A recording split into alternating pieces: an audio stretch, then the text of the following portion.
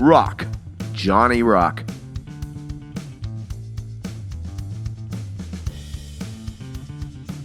Let me tell you, I grew up in a small artsy surfer town called Encinitas. a nugget of California's gold. A desert After school, when we went to school, we would drag our boards down to the beach to go surfing, but I was usually out there daydreaming of playing my guitar to all those screaming fans, out of control mayhem, a lot of rock and roll. My siblings and I all had to take piano lessons because our parents wanted to enrich our lives with culture, fine art, and music. A few years of classical music torture on the piano. My brother Oz, he got a drum set, a kick-ass Ludwig for Christmas. I spent hours, weeks, months just staring through this window at a local guitar shop, lusting over a Gibson Explorer. And finally, I had some money. I talked them down in price and I bought it. A kick-ass Gibson Explorer. It was summertime and my brothers were planning the most epic, outrageous kegger party ever with the live bands in the backyard, but my mom had other plans for me. Let's call this my first illegitimate international tour. On vacation with Mom in Paris, I broke out an old guitar I'd drug along with me. Started to jam a little bit in front of the Louvre. We visited all the major attractions in Paris, and we even rode that elevator all the way up the Eiffel Tower. What an amazing view up there, and the food was really excellent. Off to Greece. We rested a couple days, and then we embarked on a cruise through the Greek islands. It was freaking awesome. People shouted out to me, "Rock and roll, John Travolta," as I jammed up on the deck of the cruise ship. Good times. Then in Athens, jamming downtown with some local street performers. Next to Italy, where we ate the spaghetti and rocked the gondolas. Time to go home. About 2,000 pizzas and 20 failed band projects later, I was a little discouraged, but was totally ready for fame and fortune. Life went on, surfing a lot, going to wild, unsupervised teenage parties. In line, waiting for some foamy keg beer, I ran into a guy, the son of my old piano teacher. We ended up jamming all night. I played a guitar, a broken down one with 4 good strings left on it, and he beat on some pots and pans with a couple of broken drumsticks. All right! My brother and a couple friends joined us, so we had a band. Time for our first band meeting at Round Table Pizza, the original Rockin' Knights of the Round Table. We literally lived on pizza. Guy and I went to a street festival in Solana Beach. Check out the bands. To impress some girls, I said, "Hey, we're in a band." They giggled and asked the name, which we hadn't even thought of yet. Guy looked down, quick thinking, and said, "Hey, we're the Blue Toenails." And the name stuck with us. Our bass player, Randy, was manager at a screen print shop. So we went in after hours and made some shirts and stickers with our logos. They came out awesome. So now we needed to record our music. Brother Oz knew someone who knew somebody who had a cousin or something. Well, we booked some time at a real recording studio. It was a party the whole time in the studio. Good vibes. And we came out with some worthy tunes. With a need to be on MTV, we held auditions and we made a video. All right. You know what I'm saying.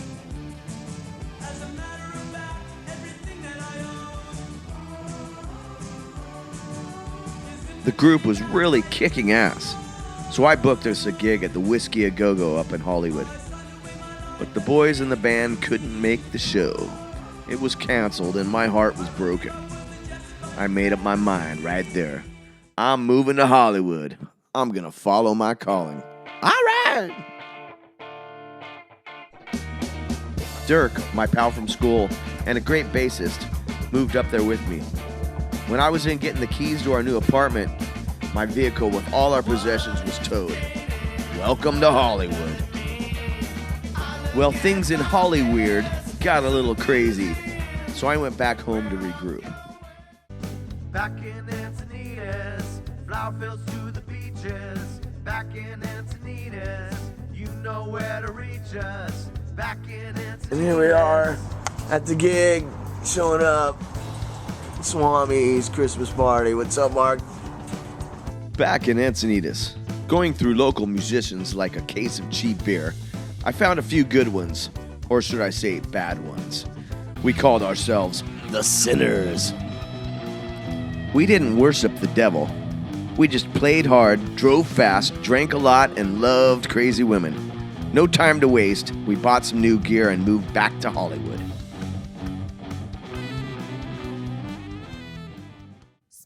New vocalist Candy sang our first show in LA.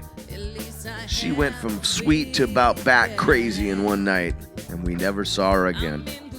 The very next day, Seamus stumbled in, and we had our new frontman. But we kept going through drummers.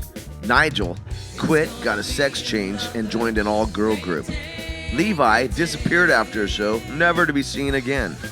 Tank, the pill popper, I had to punch him out on stage. That was one crazy night. Malcolm, Alex, Axel, Boomer, a free jazz drummer, duo drummers, groups of drummers. We just kept going through the drummers. And then, from the 13th floor of our own building in downtown LA, Lucifer. He heard us rehearsing, came in, sat at the kit, and rocked. Voila, the Sinners had their drummer. For fun, we would have water balloon fights with our neighbors in Hollywood, whether they liked it or not. We were playing gigs all over Hollywood. The Whiskey, the Roxy, the Troubadour. My friend Race offered us some studio time. It was a deal, so we were in there from midnight to 6 a.m.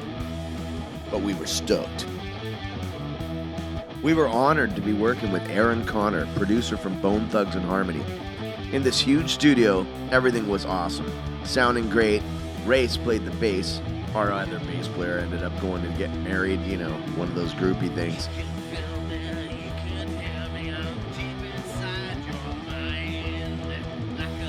But we had a new band photo, a vinyl single, and it was all right. Time to rock and roll. In search of sponsors for some new music equipment, I went to the NAMM show, a convention for musical products. I got to jam with some legit rock stars and had some interest from some major companies. We were getting pretty tight and had a great promo pack, so we booked our own tour. We headed out on the road to infect the USA with our rock and roll. All right! We printed up 10,000 copies of our Sinners fanzine, The Violator, to help spread the word on the tour.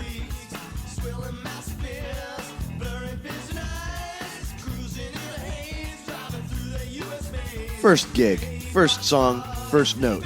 Johnny Rock drew first blood. Reality hit on a much smaller stage than we were used to. We were out of control and loving it.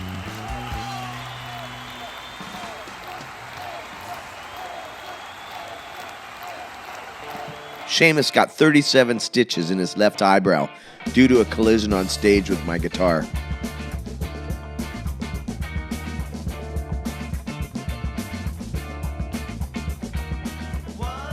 St. Patty's Day in Tempe, Arizona, at the Grind. We heard the Police mace the place the night before during the Ramones concert. So we were ready for just about anything. We came on rocking. The sound was tight, the hair was flying, we were all over the stage, and the audience loved it. And no collisions this time.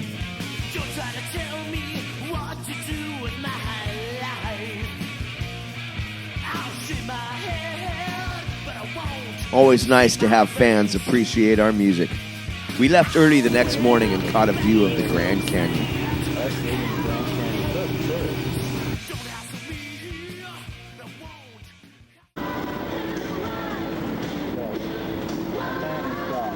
Fender, Boston, Fender, Kansas, bastard. It was midnight somewhere in New Mexico. We got a flat tire. Not only is it late at night, about an hour out of Albuquerque, What's that? But it's fucking raining, man! Light on that, John. You want to hang with this thing now? Somebody's got to. Fucking pulling out of the gas station just to fill up some air, and what happens? Lo and behold, we snap the fucking axle. Officer? Oh. The guy that's over there? After the axle snapped, we found a place to crash for a while, then packed up what we could to do the show in Albuquerque. The show must go on.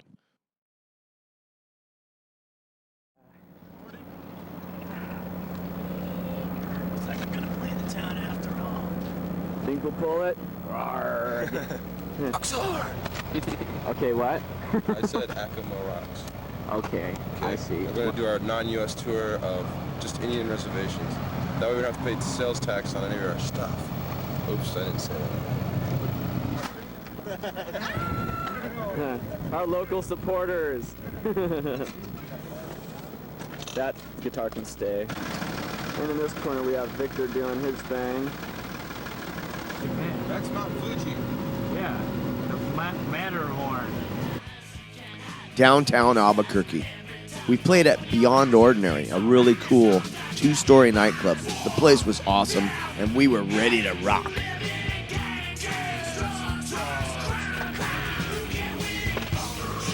What a fucking short string trip it's been so far. Not much applause on our first set. We had a couple shots, pumped it up a notch, and soon we had that packed house rocking.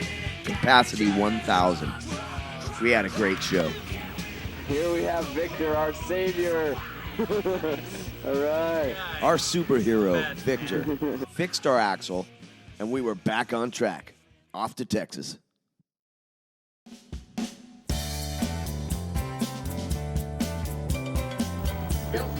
Okay, I wouldn't dream of it. Here we are at Grandma Rose's, living up. Did that singer go again? Yeah, come on, you can do it one more time. One more time. Come on. Don't anyone else. Yeah. You wanna go home? I'll kill ya. I'll kill y'all. So yeah, this little set goes out to Grandma Rose sitting right there. Without her country cooking, damn, we'd be starving, I'll tell ya.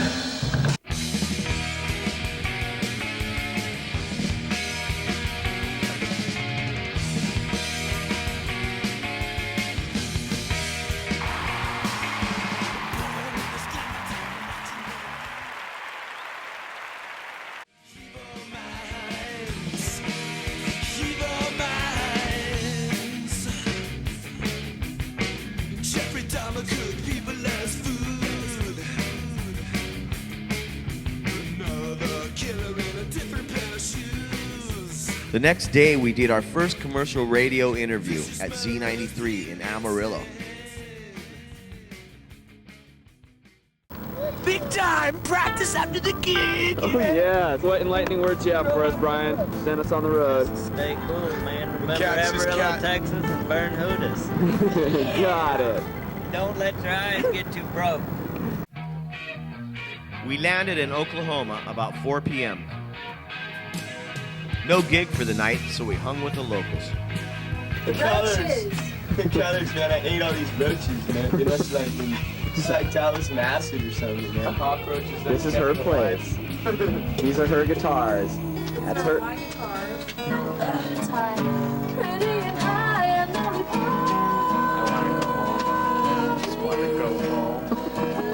Okay, here we are at Alcatraz, Oklahoma City. Tory shot of David, the We'll get that here in a little while. the what? We'll see the X-rated video for all your girlfriends out there. Oh yeah. X-rated video, we got it. That's right.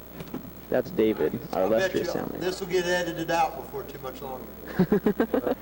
We rocked the Alcatraz.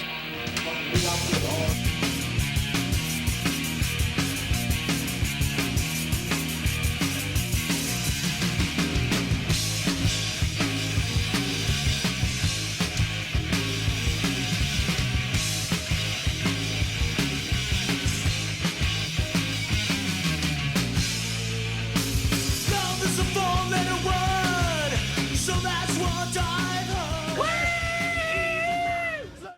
then at the Samurai Bar the next night, and we were back on the road.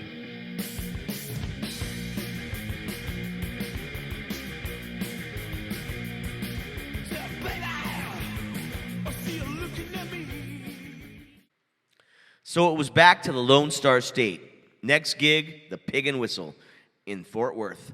It's on the mellow flip side. All right, Troy. Thank you.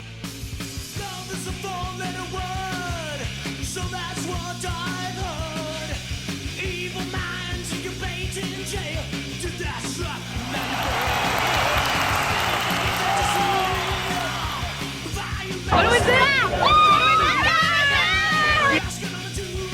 Debauchery in Dallas. We rocked the house, but the manager of the club was a total douchebag.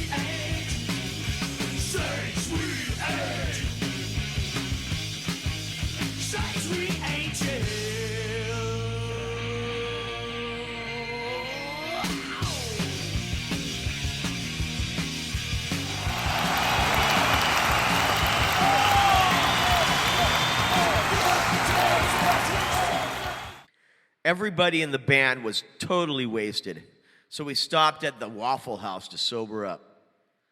They called the cops on us, so we were ready to go. But they got another call and left us with a warning. Off to Dallas Z-Rock Radio, where DJ Texas Tommy gave our CD a spin and talked to us live for a bit. With a sponsored hotel and dinner in Houston, we were rock stars and loving it. Can't forget the meth The pack. 3 crack wise men on the trail to Bethlehem. To Bethlehem. Holy Jesus, crack pipe in hand. Good God, lead me to the promised land. It's a virtual meth reality. Mathematics of the Looniverse. A local fan helped us fix the brakes on our rig of sin. It could have been bad. We stumbled in to Z-Rock Radio Houston. DJ Dirty Dale hooked us up, and we jetted Fitzgerald's for a quick sound check. The show kicked ass, and the next day, which was Easter, started off pretty well. Until I found my Fender acoustic missing from the night before. I was in a rage. I want to kill this guy. Punching shit, yelling at the band, and completely out of control.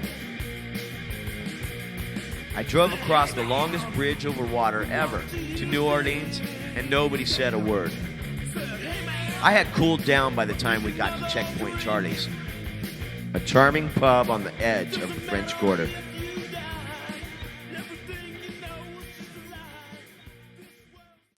It's called Time.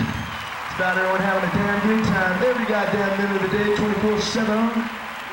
Good to be here.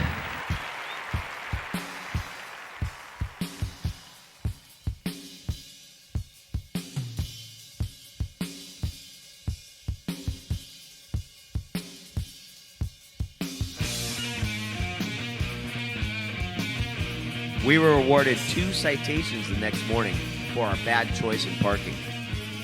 One for the Simmobile and one for the trailer. Next stop, Mississippi.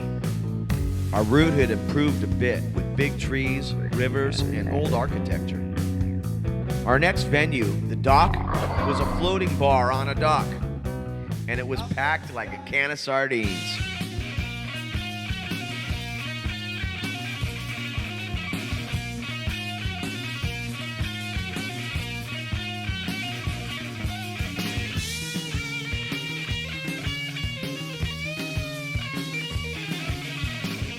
At midnight, we went live with DJ Perez, Z106. All right! A quick stop at Kinko's the next morning to keep our Sinners newsletter in circulation. Backstreet Barbecue in Mississippi. Not our biggest gig, but we grinded a ton of ribs, corn on the cob, and cold brew. Well, all right! Dude, I'm so stoked. Stoked. Memphis, here we are. Wait for it. And the gig was canceled. At least they paid half our contract. The owners were in a tiff. We went and ate at McDonald's, and And there was the Smashing Pumpkins crew getting ready for their big show. We hadn't heard about it, but next thing you know, our show was empty. We should have just gone and watched them. Whatever. Good times. Right, I'm gonna hit this. I'm gonna middle out with a song about that crazy stuff you smoke. It's a song about a little lady called Mary Jane. Smoke, it'll alleviate the pain.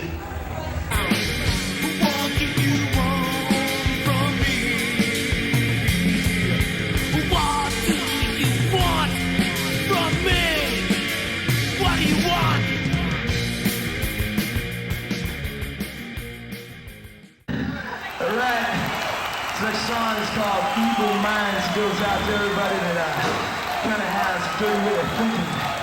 What's up? Stop fucking around, everybody. Sweet Home Alabama. Good times in an interview with DJ Foxy from Fox Radio. New World Order, suspected of the day. Selected programs, one bullshit I pay for you.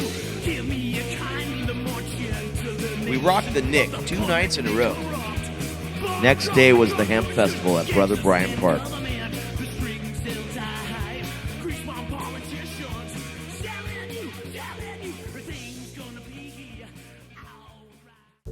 We brought fans from other close-by shows and played with some great bands. The police surrounded the park, but they didn't come in.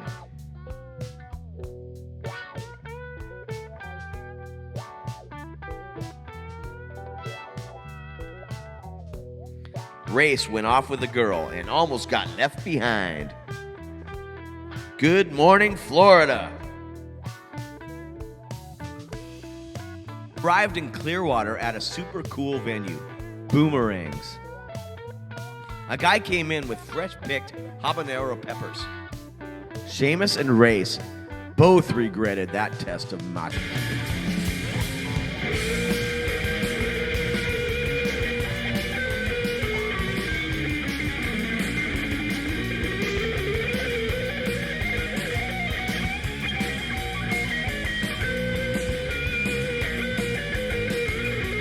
The gig was a blast. We really had a great crowd.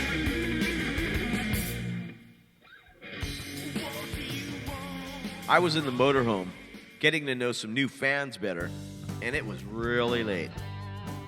Mayhem, flashing lights, sirens. When we looked out, whoa, to check it out, there was a 13-foot alligator in the middle of the road. They were trying to guide it back to the swamp and off the road. We stopped at the beach the next day. Then we were Miami bound. We showed up tired, thirsty, and hungry. All right! We played a showcase for Dean Guitars down in Miami, but they didn't even show.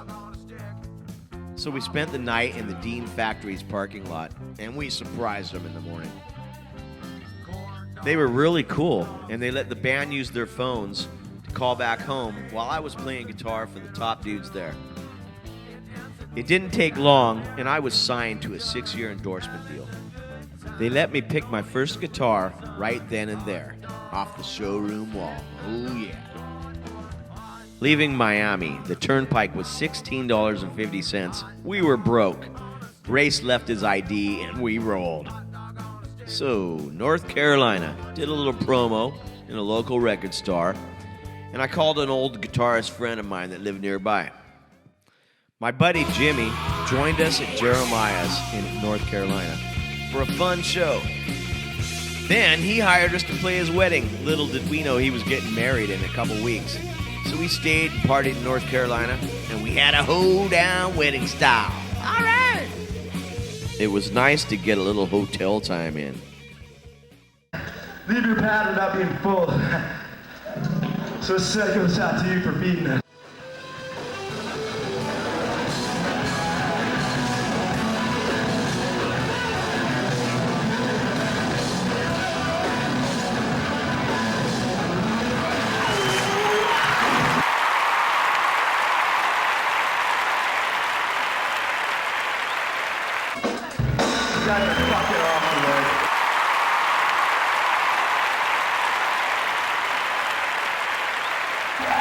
Tate Sanderson. Thank you very much. This next song's on the flip side, the B side of that crazy vinyl. Sent out to the record station radio. The days were starting to melt together, and before you knew it, we were pulling up at Roberto's Taco Shop at 3 a.m. We were home, and we needed a fix for some carne asada burritos. Oh, yeah.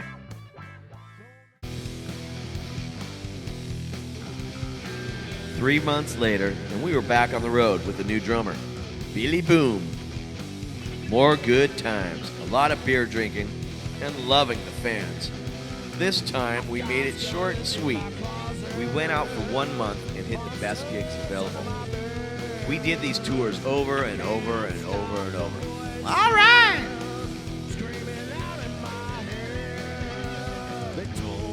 I am scared to 11. That's one louder than that. Also one louder. Sound that part about herself. Ja, also ich denke schon, dass die wieder nach Hause sollen und kein No War.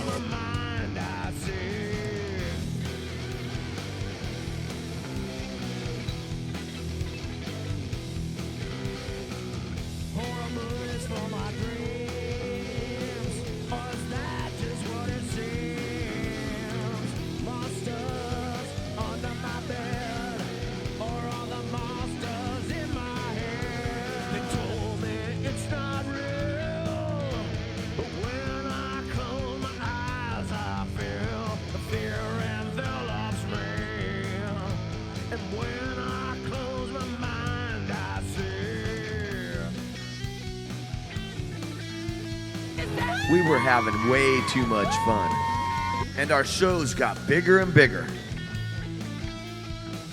We were low-budget rock stars and out of control, rebels with a cause, and it felt really good.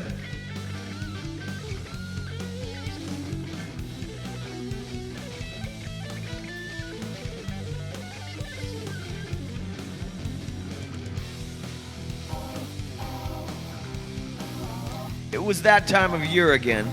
The NAMM show was in town, and this time I was prepared. People knew me there now. I wore this crazy silver face mask, and everybody there wanted a picture with me. I checked in at Orange Amps. Then I went and had lunch with my good old friends at Dean Guitars. Chatted for a bit with my pal Jeff Kiesel. Ah, Spurzle, my favorite tuners ever.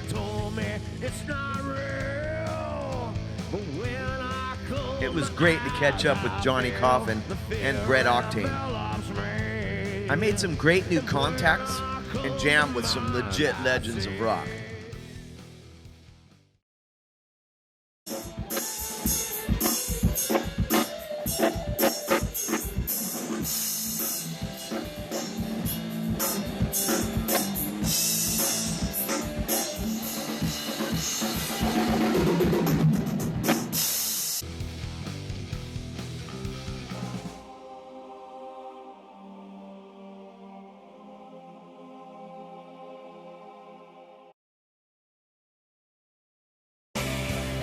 My friend Hendrik Ostergaard, mastermind frontman of Dirty Looks, hired me on to rock on with the group.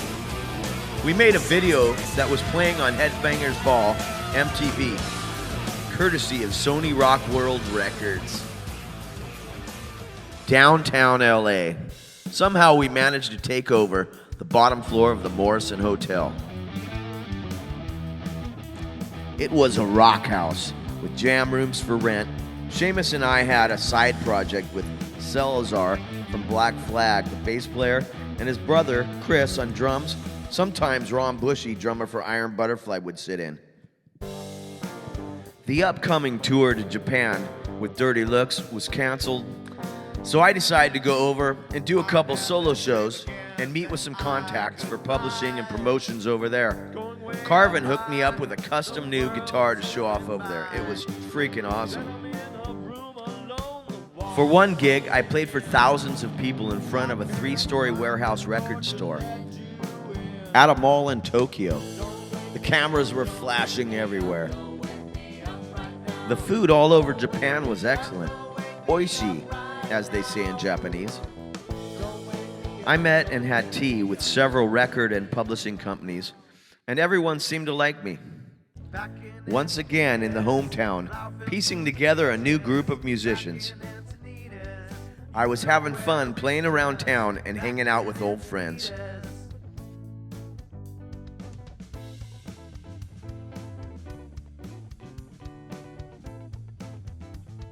I was mesmerized by our new Japanese keyboardist, fell in love, got married, and made our sweet daughter Melody. All right!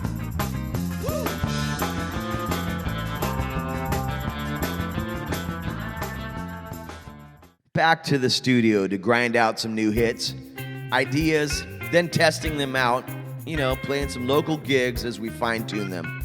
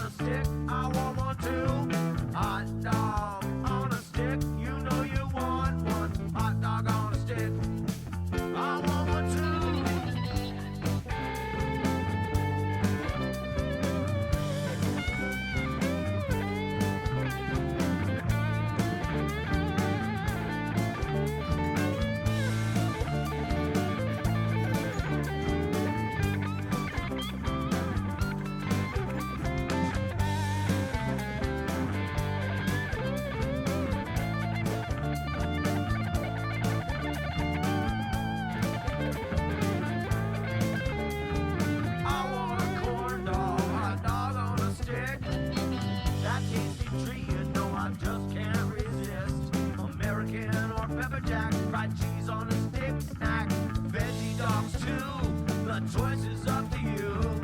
Hot dog on a stick, you know you want one. Hot dog on a stick, I want one too. Hot dog on a stick, you know you want one. Hot dog on a stick, I want one too.